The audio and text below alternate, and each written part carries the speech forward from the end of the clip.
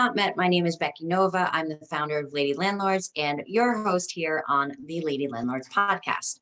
So we just got through finishing up 4 weeks with our beginner's course on helping new real estate investors figure out how to even start in real estate. And as much as that can be a challenge, there's also a challenge in figuring out where do we go from here. Sometimes buying that first property has a completely different set of challenges than having that second property. So let's talk a little bit about that today. I want to be able to share some of the tips and things that I wish that somebody had told me before growing my portfolio. So when I bought my first property, and what probably is very similar for you, is you're still learning how buying property even kind of works. This is something that would be very similar, even if you were just buying your own primary home. You still have to figure out how to work with a realtor, what the MLS is, how that works, what accepted offer means, how a contract works, what title insurance is, right? I still think that's one of the biggest misnomers within real estate investing or just purchasing real estate in general, is all about title insurance. But all those different things and when the closing happens and what clear to close means and all those things, that is something that every new person has to figure out, not just when buying in rental investment, but also just purchasing a home in general. So that in itself is a complete learning curve coming into real estate investing. Now, all of a sudden, you've figured that out. And usually that process is going to be kind of on repeat. You understand how that works. Now it's just doing that over and over and time again. But buying that second property to me is probably more difficult than buying the first property. Here's why, in my opinion. Now, all of a sudden, that first property for most investors, and the way that I got started was actually by house hacking. If you're not familiar with the term house hacking, that's the idea of usually buying a multifamily, so a duplex or a triplex, living in one unit and renting out the other side of it. You can also do this with a single family home where you live in that house and maybe bought a 3-bedroom and then you rent out and you have some roommates. The idea really is just by having other people helping you pay that mortgage. That's really what house hacking is. It's a great way to get started because you can also take advantage of owner occupied loans. So great benefits, great way to be able to get started. But now all of a sudden we need to figure out how we're getting the next property. This is where things get a little bit trickier. Now you can't necessarily use that owner occupied mortgage unless you're willing to move into a different area and do that all over again. But otherwise then you probably just spend a bunch of money on the first property. So now you're figuring out, well, it took me years to save for that down payment. How can I buy another property? How are people able to just buy property day after day after day and able to kind of move forward in that system?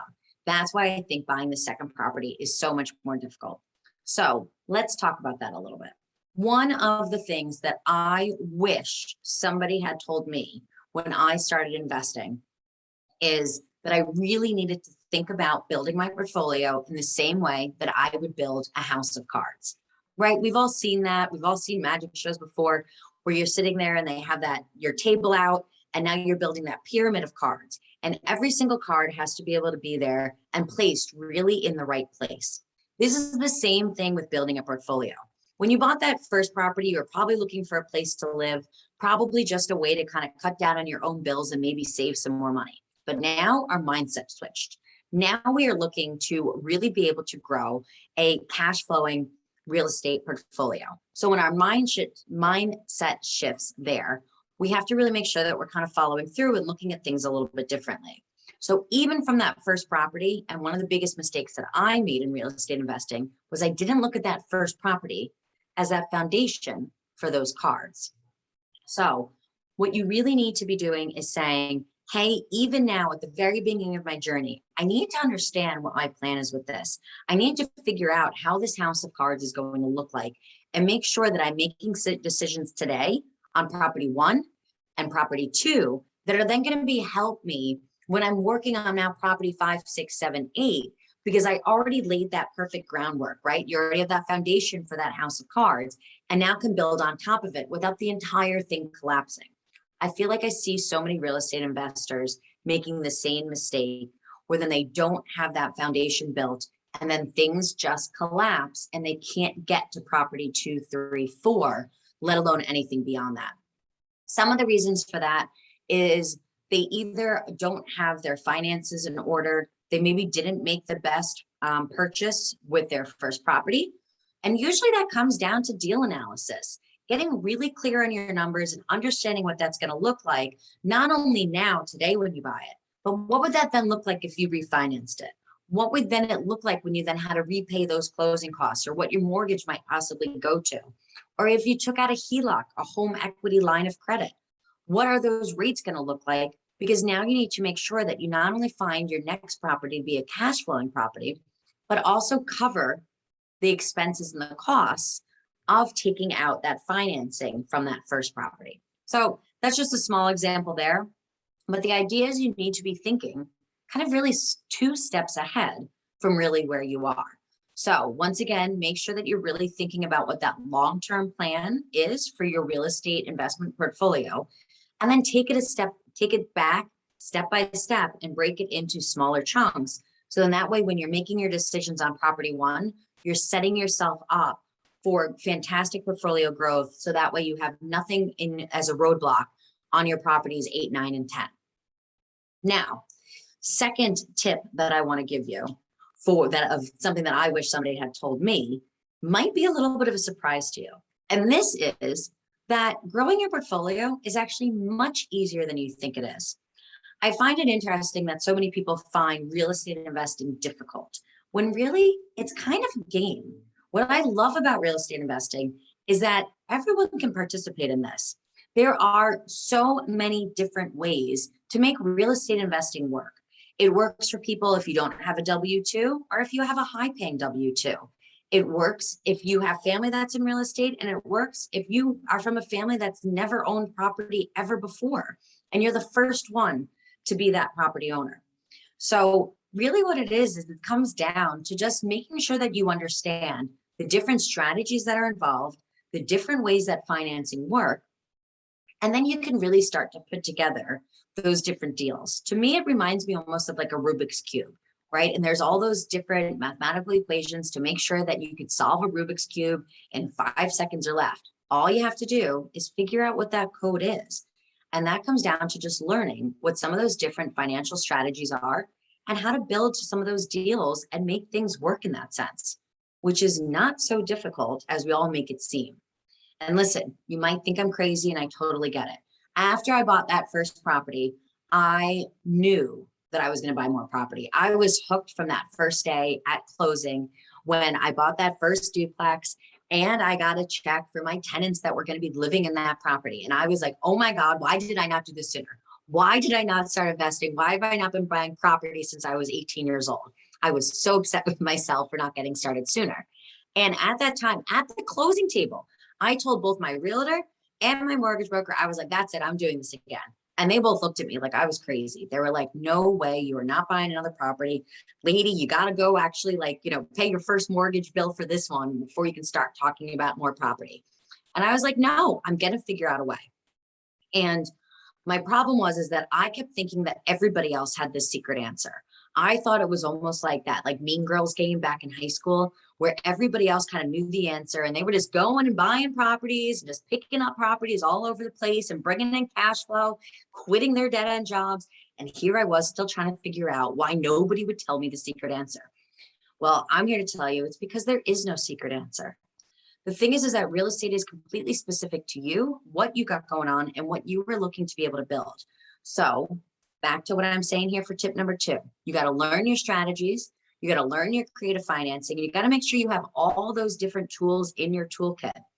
And then that way, when the opportunity arises, you just got to pick out that right tool or pull out that right mathematical equation and start turning that Rubik's Cube until you can solve it in 5 seconds. Then once you know that, you can just do it on repeat all day long. And then you're the one out there that's just buying properties all the time. And you don't have to worry about that dead end 9-to-5 job any longer. Now, let's move to tip number 3. It's kind of related to tip number 2 here. So tip number 3, and one of the things that I really wish that somebody had told me was that I could absolutely drive myself crazy trying to figure out what that so-called secret answer would be. This is something that I went completely crazy. Like I said, my realtor who I relied on, my broker who I relied on, they were all like, no, you can't just buy another property the next day. That's just not going to happen. And I was determined to figure it out. And I went down that complete rabbit hole that I'm sure you have too, listening to this, trying to figure out what way can I make this work? What other way? What is this secret answer to how you can buy all these properties? And you can go out there and you can listen to the Lady Landlords podcast, and you can listen to 1,000 other podcasts out there about what all these other people are doing. You can read all the books out there. You can go listen to everything on YouTube. But the thing is, unless you choose to actually take that action and to employ all of this information that you were listening to, it's not going to get you any closer to your goal. You're going to sit there and you're going to be frustrated, just like I was, trying to figure out what the best way to go was. When meanwhile, you have to realize that you actually probably know the answer. You need the support. You need to make sure to figure out how now you can employ that strategy that you learned. You can take all those tools that you have now, and now you actually get to apply them. And I feel like that's one of the things that most investors do not do, is that they don't go out and we don't ask for the help we need.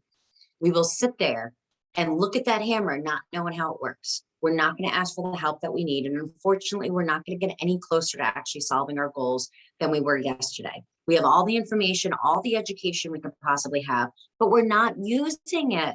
And that's something that really makes me sad. I think, if you're listening to this podcast and you're part of the Lady Landlords group, you know that my goal is just to make it easier for the next woman investor coming up, that she gets to have an easier journey than I do. And I'm telling you, one of the things that I wish I had done was to align myself with the right people and be able to have moved faster on some of these things. The amount of money, time, energy that I wasted making decisions, I got to tell you, it just was not worth it. I wish that there were the right people out there. I wish that the Lady Landlords group was actually a thing before me. So that way I could have really plugged in and gotten some answers and some help myself earlier on. But I am here happy to share all the strategies and all the experience that I have with you. So listen, it might not be me, but what I encourage you to do is find somebody that you really align yourself with. Find somebody that really is in the place that you wish that you were, but was actually in the place where you currently are. And make sure to have a chat with them, get the help you need, work with them, and figure out how you can get to where they are, and you can grow your portfolio the way that you want. If you're listening to this and you do feel that I am the right person and that your goals do align with me and the story and my journey as I've shared with you, feel free to join our group coaching session that starts next week, October 11th, 2021, in case you're listening to this in future time here. But we are doing a live group coaching for those that own one property now and are struggling to get that second property. I understand the pitfalls. You probably spent a lot of money on that first property. You're probably looking at all these different strategies. You're probably not sure how to use these creative financing and other types of asset-based lenders that can really make a difference for your portfolio. And I'm telling you, I've been there, I've done that, and I would love to help you get to the next one. So check out the show notes here and let me know if you would like to work together and see how I can help you get to the next step. So thanks for listening to this week's podcast of the Lady Landlords. And I will see you all back in the Facebook group and out next Tuesday for our next episode here.